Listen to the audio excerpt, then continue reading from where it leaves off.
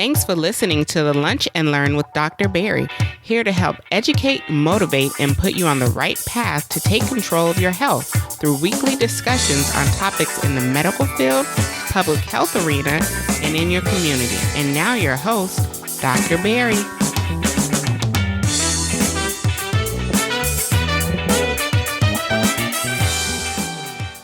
And welcome to another episode of the Lunch and Learn with Dr. Barry. I'm your host, Dr. Barry Pierre, your favorite board-certified internist, founder of drbarrypierre.com, as of course the host of the #1 podcast for patient advocacy, helping you empower yourself for better health.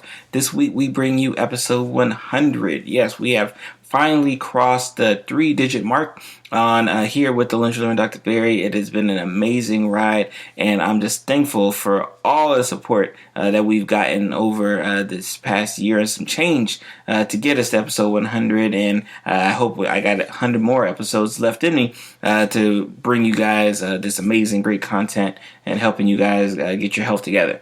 This week is no different.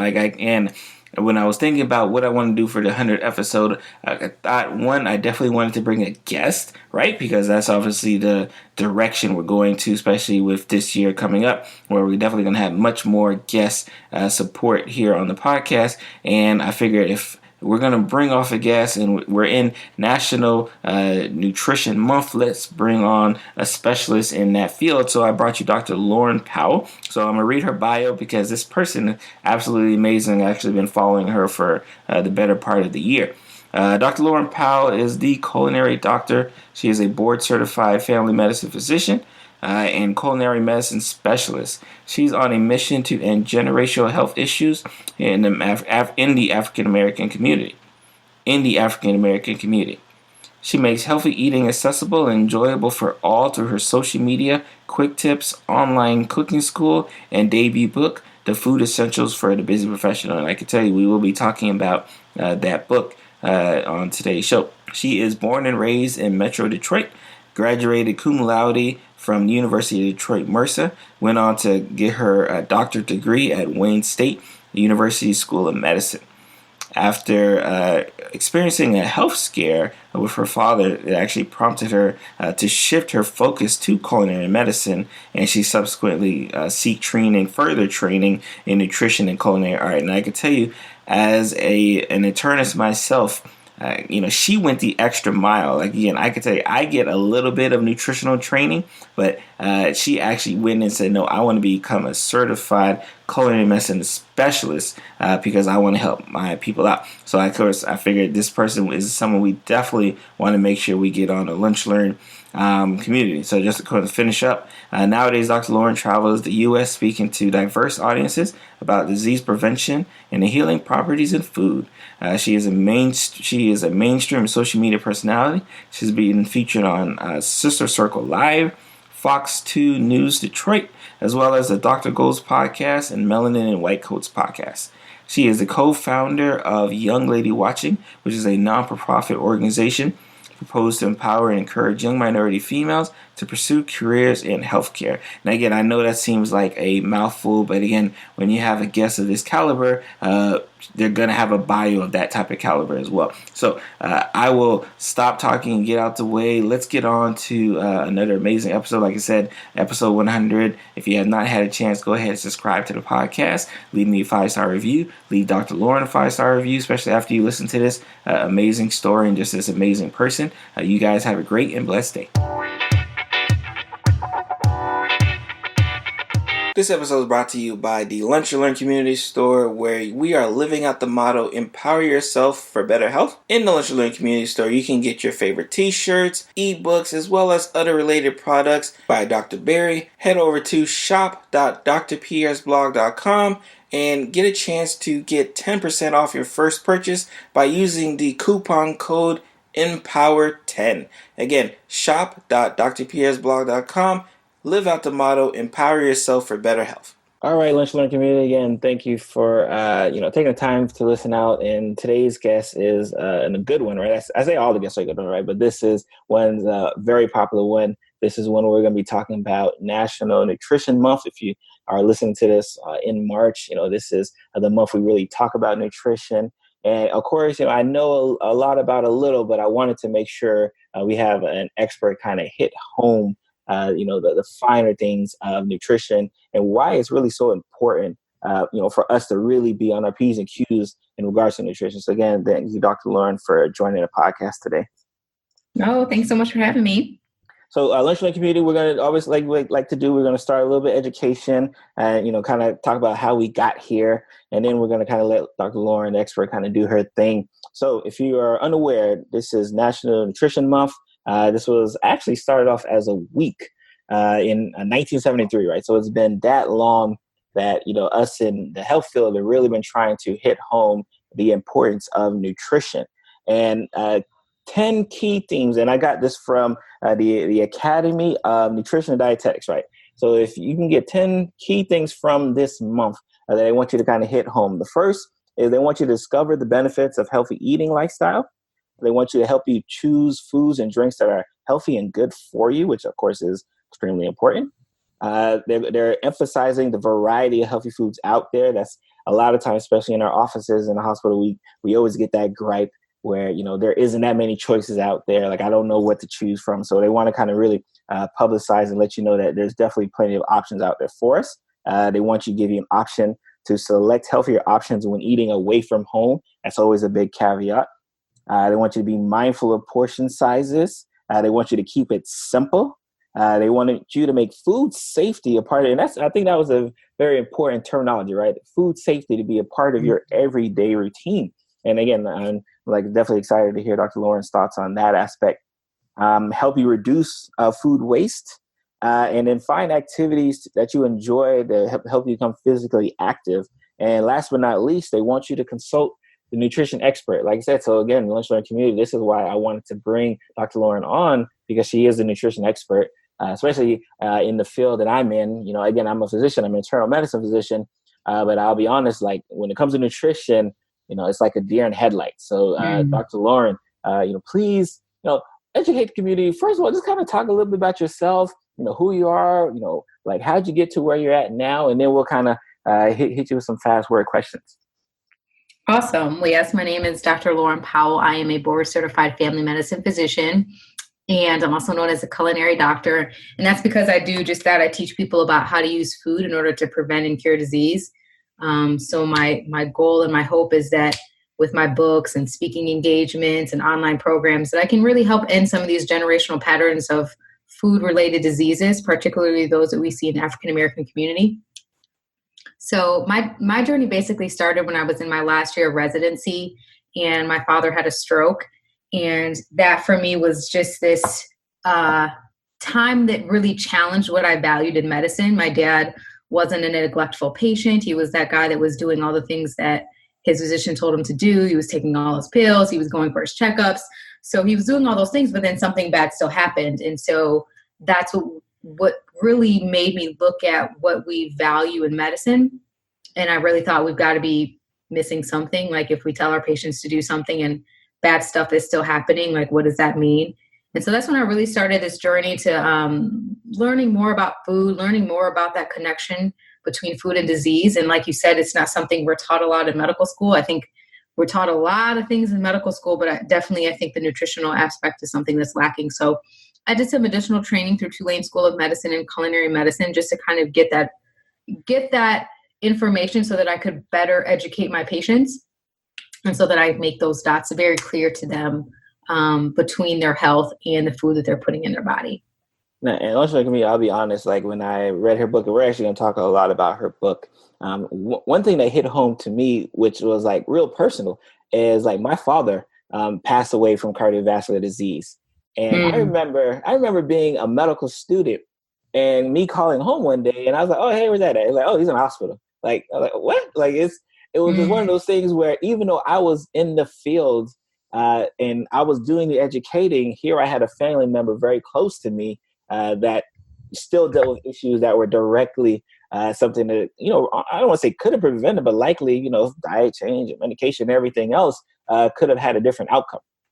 Definitely. Yeah. We're not immune. It happens to us too. And I think with my dad, that was his biggest thing, is he felt like everyone in his family was eating and doing the things that he was doing and drinking the way that he was drinking and eating and putting the things in his body. And to him, he thought everybody was fine. And so he thought he would be fine too. But that's not really, you can't eat and drink whatever you want and think nothing's going to happen. If nothing happens, you're an exception. You're not the rule. Definitely. And so something bad happened to my dad, and, obviously something bad happened to your father. And it's directly related to the food that we're putting in our body and you're right, the lack of physical activity. Now, especially when we talk about food and nutrition, and of course, we're in month 3 of the year, and I know a lot of times, our New Year's resolutions, a lot of it is losing weight, getting better, getting fit. So, of course, nutrition, plays a big role. Like how important, if someone said, Dr. Laura, like how important really is, the food I eat, like in me being healthy, right? Like on a scale of 1 to 10. I mean, I say it's like a 12. It is like the most important thing you can do. It just affects so many things, and you really don't know it until you start eating healthy and you start changing the way that you eat, that you just realize it. In terms of weight loss, I'm always gearing people to make healthy changes just to be healthy and not to look at a number on the scale. But when you eat healthy and when you're putting quality things in your body, you're going to lose weight. But truly, weight loss is 80% nutrition. So if you exercise like crazy, but you're still eating whatever every day, you're not going to lose weight. You're probably just going to maintain. So nutrition is essential to so many things. It's essential to your sleep. It's essential to your mood. It's essential to your energy level. It's essential to your blood pressure, your diabetes, it's critical in all aspects of life. And I love that you touched on that, because I think a lot of times, we do have a lot of patients who fall into that crevice where, if I work out just enough, I should be able to get away with the way I'm eating. Yeah. And that's exactly, false. You're not going to make any progress. You're just going to maintain. And to me, it's kind of wasting your workout. And the same is true for me. If I'm not eating like I should be eating, usually my exercise falls off too. So you don't want to go hard in the gym and then just put crap in your body. It's kind of like they canceled each other out. So They really do work hand in hand. Now, of course, I kind of alluded to the fact that I'm a physician, I'm internist, and still the education of nutrition has really been lacking. Why do you think that is on like the professionals who quote unquote should know? And if the professionals are lacking, like what does that say for the general population? Yeah, I mean, I think the medical education is just lagging behind the times, So it's like our curriculum is like, it's old. I mean, medicine is medicine. And so we have to learn anatomy, we have to learn physiology. But I think the evidence and the research that has gone in to really show how food is linked to disease, I think like the medical curriculum has not caught up yet. I think some schools are a little bit more progressive than others. But I mean, it definitely needs to be a part of our education, because if our patient can't get it from us, like where are they supposed to get it from? It's like, what are they supposed to do? Are they supposed to Google it? Because the internet is very confusing and there's so much information out there. Do I eat meat? Do I not eat meat? Are carbs good? Are they bad? Keto, Atkins? Like people don't know what to do with this overwhelmingly, so much information. And so they come to us and they look to us like, doc, tell me what to do. And we need to be able to offer some kind of guidance. And so I feel like, there needs to be a significant shift in our medical education to incorporate that so that we feel confident. I mean, part of the reason I think that docs don't talk to their patients about it is not because they don't want to, and it's not because they don't think it's important. And it's not just because we don't have enough time, but I also think it's like we don't even know what to say. Like we don't even know where to start. And so it's definitely critical. It's definitely critical so that we have the information so that we can help our patients. I love it. And do you think that there are, especially for those patients who are looking for help and are struggling, are there common traits or relationships or even bad habits that a lot of the time follow, especially the patients and clients you take care of, that you see kind of over and over again? Like if you could just change a couple of these things, then you'd help so many. Yeah, I mean, I think the overwhelming is that people aren't cooking their own food. And if you're not cooking your own food, you really don't know what you're eating. Like you can't You're not controlling your portion sizes, because when you buy food, you're just going to eat everything they give you. You're not controlling your ingredients. You're not controlling your sodium content, your sugar. Like, you just like completely hand over the control to somebody else. And so my biggest thing is just to get people to cook something, because, you know, even if they're cooking the same thing they're buying out, they can make it way healthier than they can purchase it, you know? And at least you can have a say in making sure that it's quality food. Ooh, I love it. So Lunch Learn Community, I want y'all to hear that. You know, a lot of us, you know, we're kind of go with the hustle and bustle. We're moving and shaking, and you know, we're not really dedicating that time, an essential time, per Dr. Lauren, to just, you know, actually make what you're supposed to put in your body, which is a weird concept that you would think that wouldn't be such a bad thing, but that's really something that we now even have to like almost prescribe, like, hey, I need you to start cooking more. We do. And I tell my patients so much who are like, oh, I hate cooking. And I said, listen, if you do not start cooking, number one, it's not just going to affect your health, but how are your kids supposed to learn? Like, I mean, I didn't start cooking really until I got married, and that was because my mom was an amazing cook and she always cooked for us. And so when it was time for me to cook, even though I hadn't really been cooking, I kind of knew because I had been watching my mom for years. And so the thing is, if we don't cook, our kids aren't going to know how to cook. And so we basically are setting them up for a life of living off processed food and fast food and carry out. Like, if they can't learn it from us, like, where are they supposed to learn it from? Oh, I love it. I love it.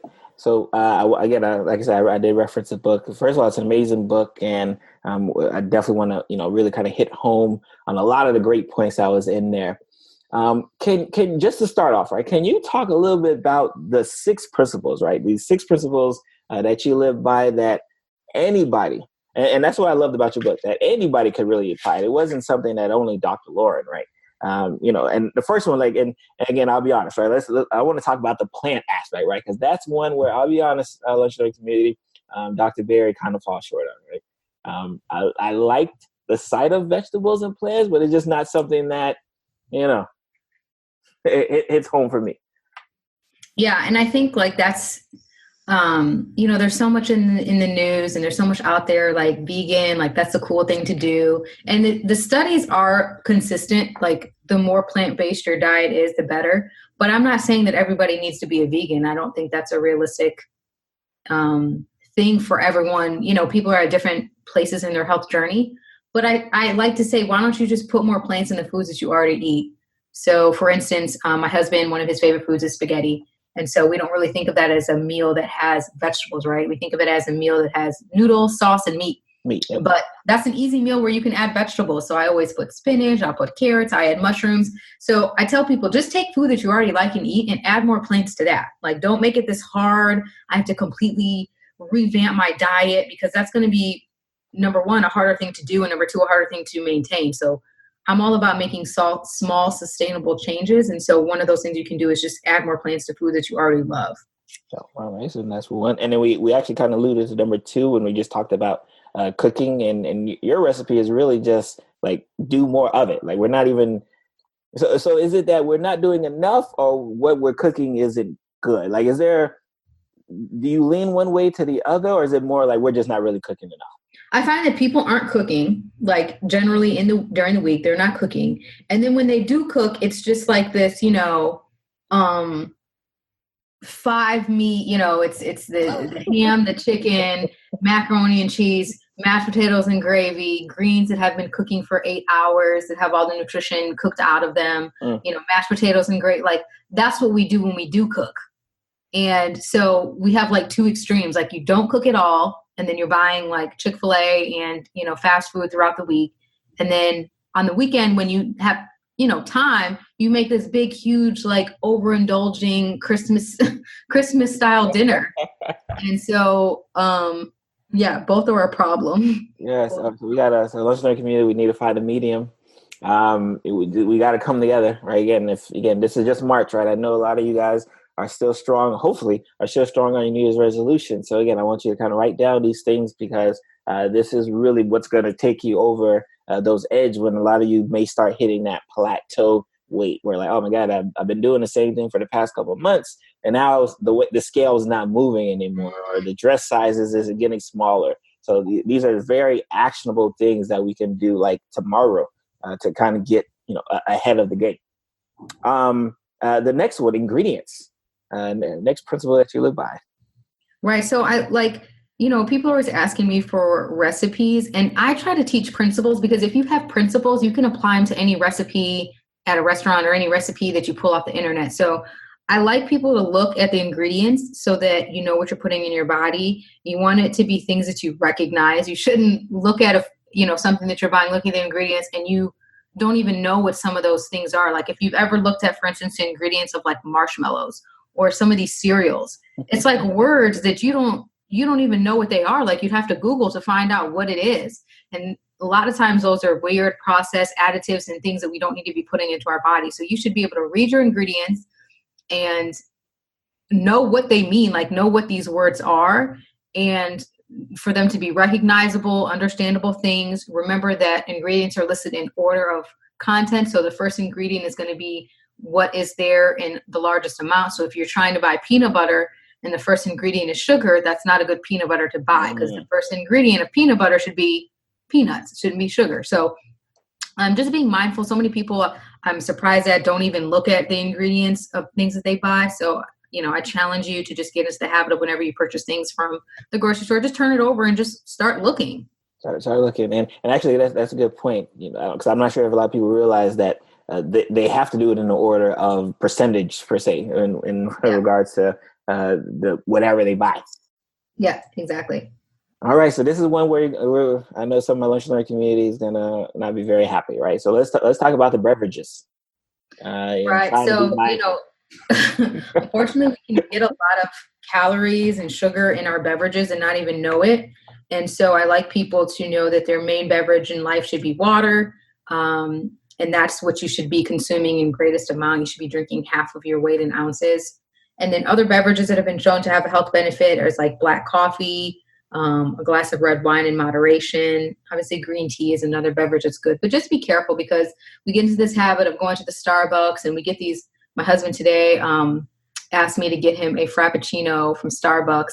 And so I took a sip of it, and I actually hadn't had a Frappuccino since I was like 16. I actually remember having tasting my first Frappuccino when I was in driver's ed. And I tasted it today just to taste it. And it was, oh my God, because I'm not used to having stuff with so much sugar, it was unbearable to me. I literally could not drink it. It was like this, it was just so overwhelmingly sweet to me. So I can't even imagine how many grams of sugar in it. And it was probably the amount of like a piece of pound cake, which is crazy, because who wants to drink your sugar? Who wants to drink your calories? To me, yeah, I love it, because I think in the book you said something like, would you rather like get your calories through a straw or eat? Like it was something in that. Yeah. Like, do you want to get your calories by drinking it through a straw, which is like very mindless and takes nothing out of you, and it's very little enjoyment? Or would you rather eat like a beautiful piece of cheesecake? You know what I'm saying? Like I would rather save my sugar. If I'm going to indulge in something that's, meaningful, and not a drink that I can drink in like 10 minutes and then, my sugar spiked because it it took nothing to digest. It went right into my bloodstream, and that's it. So, Dr. Lauren, of course, you're going to hear people say, "But Dr. Lauren, I don't like the taste of water." Yeah, I mean, who loves water, right? I mean, nobody loves water, but you just do it because you drink it. You're supposed to. And honestly, our taste buds can become trained. So a lot of people tell me about things that they don't like, and it's because you haven't trained your taste buds to like it. Sure, if you're drinking Frappuccinos every day, a glass of water is not going to be very appetizing to you, because your taste buds are used to, more sugar and more whatever, but you can definitely train your taste buds. It's just like, babies like their food and they think it's so great, but we taste it and it tastes horrible. And it's because their taste buds have not been trained to our type of food. So you can train your taste buds, and you just don't have a choice. No choice. You got to drink water, more water. And you said how much should they be drinking a day? Like half your weight in ounces. Half your weight in ounces. Okay. Everyone else says, well, I'm sure the community, please remember that nugget. Half your weight in ounces daily is what you should be consuming in water, not Diet Coke. I always get this. Well, what about Diet Coke? It has 0 calories. I don't care. It's like, why? One of my friends is a doc, and she's telling me like how she has to have her Coke Zero. I said, like, why? It's like, why? People love it. Oh, our next one, mindful eating. Right. So mindful eating is like a huge practice. And that's basically just being present and being one with your food. A lot of times we're eating our food while we're in front of the computer or while we're watching television or while we're talking on the phone. And we're just eating mindlessly and then not realizing maybe we were full like half of our plate ago because we're just eating. And we're not cued to stop eating until, for instance, our plate is empty. So mindful eating, and it's such a big topic that there's actually a whole chapter about it, but it just talks about different practices you can put in place to just, number one, appreciate your food, enjoy your food. We are a blessed country to have food and have access to food, to enjoy the food, talk about the flavors, enjoy your food, be focused on your food and not focused and distracted on something else, so that you can receive cues from your body when you're full, because we should be eating, to when we're full and not just because our plate is empty. So and just kind of pivot on that, just if we can talk to the parents of the lunchroom community, can you talk about the practice of, not allowing their kids to get off the table until the plate is clean? Yeah. So if your kid is full, you should just, and my mom used to do the same thing to me, cleaning your plate. But what if you're full? I don't think we should be training people to overeat. I'd say we definitely don't want to be wasteful, though. And so I think it's important to, if you didn't finish your food, to repurpose. I'm all about repurposing food. So even my husband, when he doesn't finish his food, I'll put it in a plate and I'll use it for soup the next day for him. Or I just tend to repurpose things so that things aren't being wasted, but I don't want him to just eat it because it's there. So same things with our kids. We don't want them, if they say I'm full, I don't, as long as it's not like, they say they're full every time it's time to eat their vegetables. But in general, if they just say like, I'm full, I think we should, encourage them to listen to their body, to take cues from their body. If you're done eating, that's fine. Let's not waste food, and so that's why I'm always conscious about, portions and how much we even put out, because, we don't want to get into the habit of overindulging. And so even, for instance, when I bake bread, I'll bake one slice per person. So instead of baking like this whole loaf, I'm setting myself up to, number one, either food to be wasted, or number two, for someone to overeat it. And so let's just cook a portion.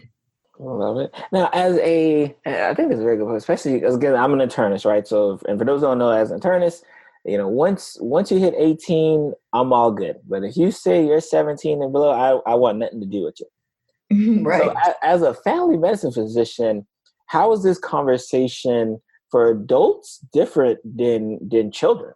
I mean, it's hard because kids oftentimes don't have a say in what they're eating, right? It's like they go to school and they're just kind of, given a lunch tray, or they have, they just pick out what's in the cafeteria. And so it really starts so much with the parents. So, I mean, it's always great when both the child and the parent are my patient, because then I can just, we can all be on the same page. But, the kids, I talk to them about eating stuff. And I think kids, they're younger and they're more impressionable. That's where we can really make a difference. And so it really has to start with the parents, though.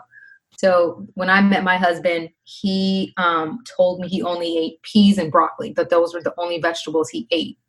So I said, wow, 2 vegetables, that's kind of hard. And so when we first got married, I was literally rotating and making either peas or broccoli every other day. And then after 2 months, he was like, Lauren, I'm tired of peas and broccoli. And I said, well, what else am I supposed to cook? You don't eat any other vegetables. And he said, well, I don't have to have a vegetable with everything I eat. And I was like, Yes, you do. Yes, you do. And what I realized was, it wasn't that he didn't eat any other vegetables, is that he wasn't exposed to other vegetables. So he hadn't had asparagus before. He hadn't had zucchini. So when I asked him, do you like these things? He automatically said no, because he just wasn't familiar with them. Or maybe he tasted it one time as a child and never had it again. And so in his mind, he didn't like it. And so, I think sometimes kids don't know, and we have to introduce things. And if they think they don't like it, we give it a break and we introduce it again. And kids are impressionable. And that's the time that we, really give them a diverse diet, expose them to as many different vegetables as we can, and starches. And I think that's key. Yeah, it's very interesting. And I think this kind of leads right into the being mindful of your last principle, as far as being mindful to just the environment in general in regards to this healthy lifestyle. Yeah. We're responsible for the environment we live for, leave to our future generations. So just little things that, we think of that are not really a big deal. So for instance, when I grocery shop, I don't use any of the plastic. I just put the stuff in my cart, because think about what you do with that plastic. I mean, you put your, carrots or whatever in that plastic bag, and then you put that plastic bag in a grocery bag, And then you go home and everything goes in the garbage. And we've just, it's just kind of wasteful. So just trying to be mindful of our environment, shopping locally, number one, that's cheaper and that's also better for the environment. Trying to repurpose things, just always trying to be mindful of our environment and of our usage of just excess stuff that is really not a big deal when we think about it. But when we think about the impact that it makes to the environment, it's huge. And so I think if we all just do something, it will make things better for everyone. And I wanted to kind of touch, especially with because your husband kind of reminds me of me, right? Because I grew up and this is a question really kind of focused on like the culture aspect of how people grow up. When I grew up, I'm Haitian household, so our main dish was rice, and some type of vegetable that, like you said, really got everything kind of cooked out of it for hours on end, and then some type of meat, regardless chicken, but whatever that meat. The meat was blank, but it was always kind of in that combination. So when you talk about asparagus and if it wasn't actually in the pot, like cooking with it for hours, like it never touched my lips anyways. From a culture standpoint, do you find that to be difficult when you're trying to educate and plan your patients? Like, no, this is like, I need you to like eat this broccoli. Like, it's not as bad as you may think it is. Yeah. I mean, anytime I'm, talk to someone and they tell me they're from the islands, I know like they basically are consuming a lot of white rice, which, white rice has absolutely no nutrition. Mm-hmm. And so I talk to them about different grains that they can use. And sometimes, people are open-minded but sometimes it's hard. It's like, that's all you grew up on. Like some people are used to having white rice literally with every dinner. And it's just like a thing. Mm-hmm. Even in my household, I mean, I was home last weekend and the only rice they had in the house is white rice. And so I had to eat it, but I hadn't had white rice in like years in my house because I don't even buy white rice because there's no nutritional value. So to me, there's no reason to eat it. Mm. And so I think it's just about exposure. I think some people don't even know. You get used to doing things culturally, not knowing how it's affecting your health. And so just telling someone, hey, white rice has no nutrition, right? And they're like, what?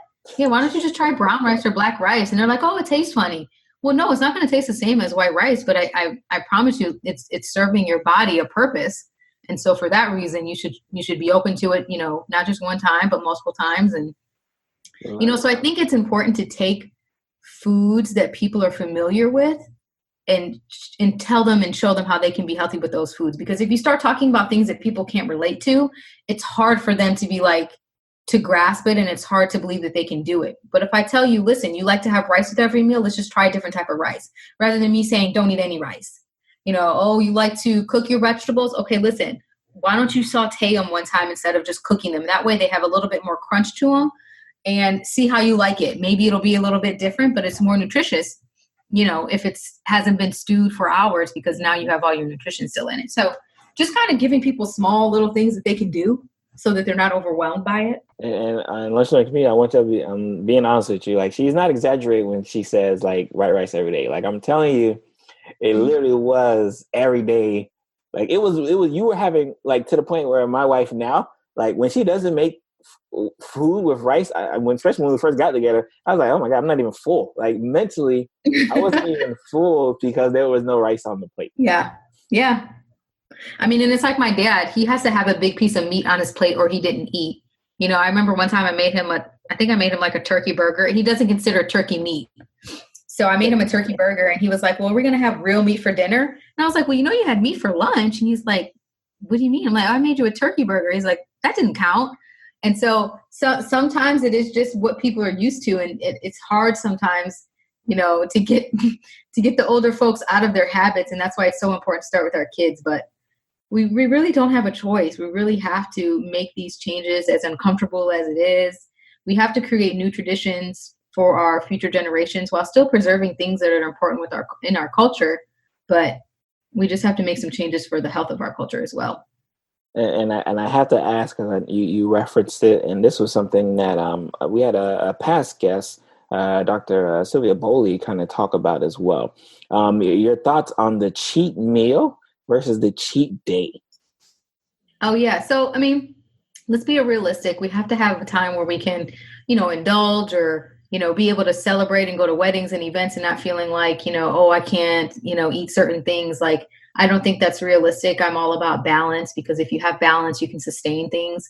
And so, I'll think about a cheat meal. It's not a whole day. My husband used to have like a cheat day or a cheat weekend. And I'm like, listen, do you know how hard it is to work all week on your nutrition to make good decisions? And then you can completely reverse it by just overindulging for a weekend. So yeah, I'm all about picking one meal. So for my husband and I, we go out to dinner every Friday. And so we know, like, that's our day. If we want to have a beverage, we're going to have a beverage. We can eat, eat a little bit more. But for me, honestly, I'm such in the habit, and I have become so almost just like consumed by the value of food that I can't even overindulge when I'm like allowed to. So even like this past weekend when we went out to eat, I think I got a piece of grilled salmon, which is something that I would eat like on a normal, like a normal part of my week with some stir-fried vegetables. So it's like when you get into the habit and when you really understand and become one with the fact that like I'm really eating just to live.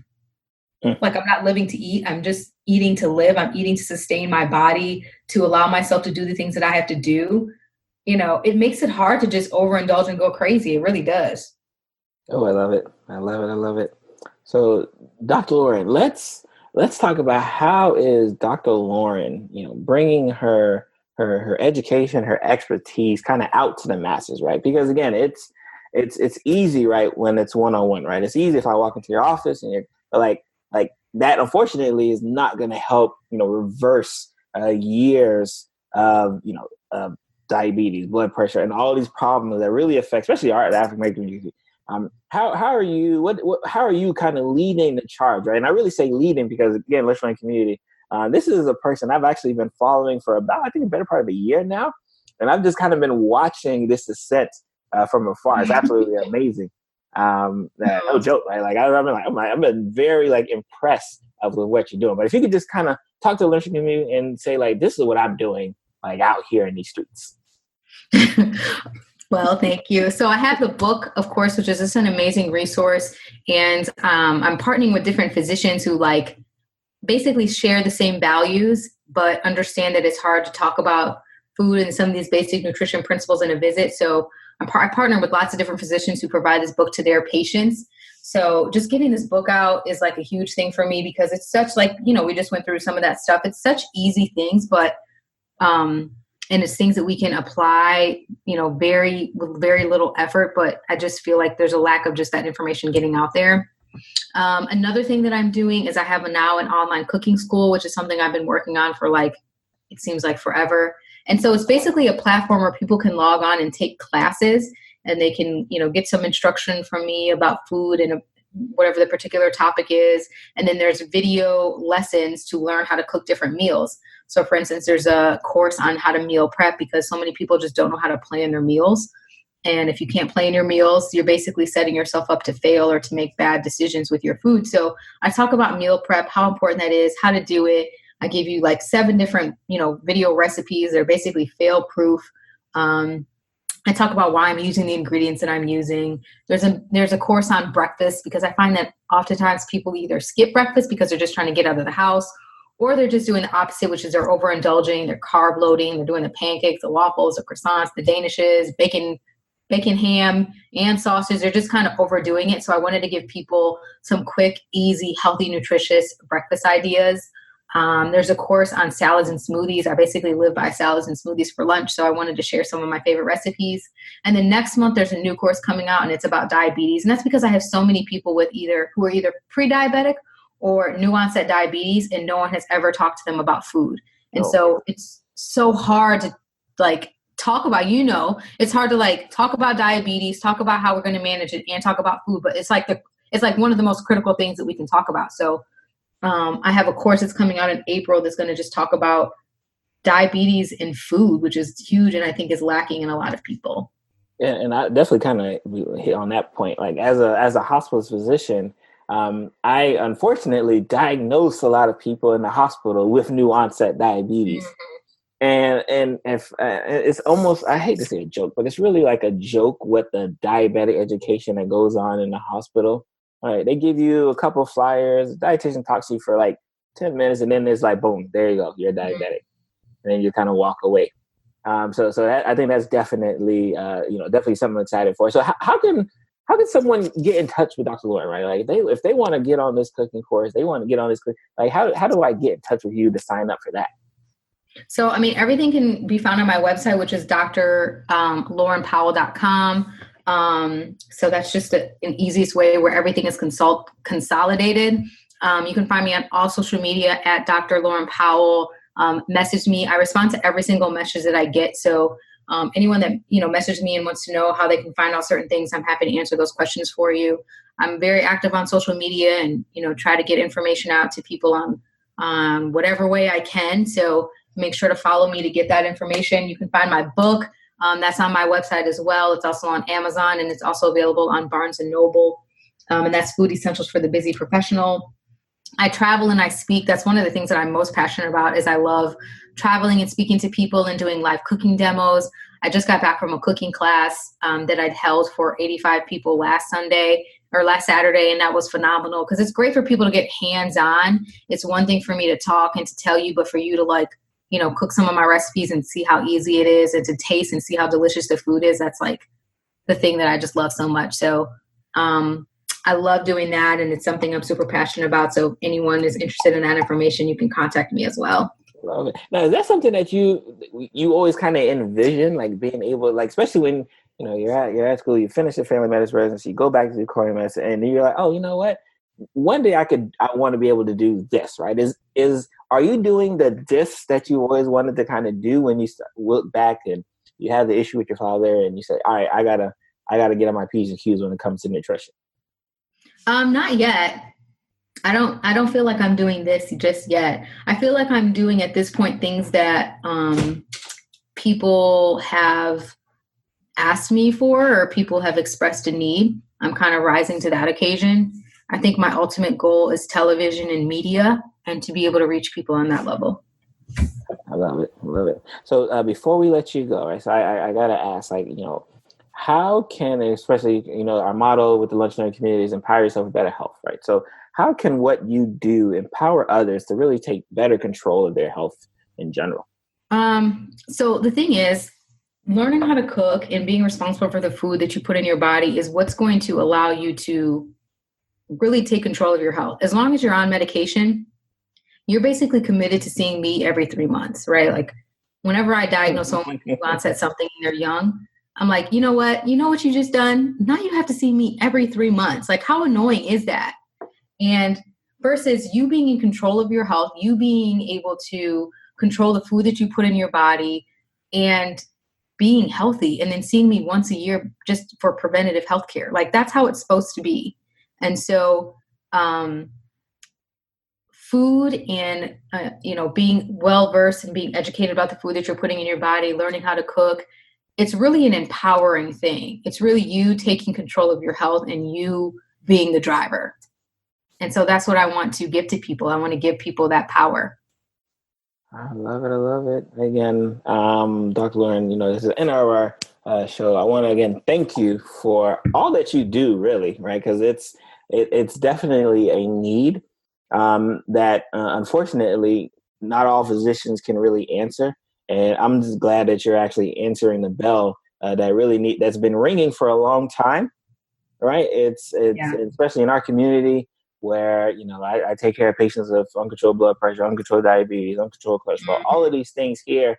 And my only recourse and my only, way of intervention, especially from a hospitalist standpoint, is here's this medication, right? When I know there's so many things that, if you just did just these things here, right? Again, if you just listen to those 6 principles there and you just did that, right? You would, you could avoid these medications, right? You could avoid the hospital. I tell my patients, I almost never want to see you again, right? That's always my goal, right? To never have to see you again, right? So, and I think food and nutrition is such a huge thing that unfortunately does not get the fanfare, unfortunately, in our medical world, right? It doesn't, right? Again, I remember my nutrition course was 3 weeks at Nova. We had nutrition, boom, boom, boom. I had a couple questions on my test, and then I think one of them was like about vitamin A or vitamin D, and then that was about it. So just to be able to kind of answer the call that you're doing. We were much appreciative, and thank you for joining us here on the Lunch Learn. Thanks so much for having me. Thank you for getting to the end of the show. I am your host, Dr. Barry Pierre, host of the Lunch Learn with Dr. Barry, and this is another amazing episode that we like to bring to you week after week on betterment of empowering yourself for better health today. If you have not had a chance, please go ahead and subscribe to the show if this is your first time listening. If you already listen and you've already subscribed, make sure to leave me a 5-star review because your support is absolutely important in keeping the show moving as it is. And if you have not had a chance and you want to check out today's show notes, always head over to lunchlearnpod.com. That is lunchlearnpod, all in one word, .com, and you can get the access to my show notes for every single episode, but especially the one you just listened to. And I'm going to see you guys next week. You guys be blessed. Bye.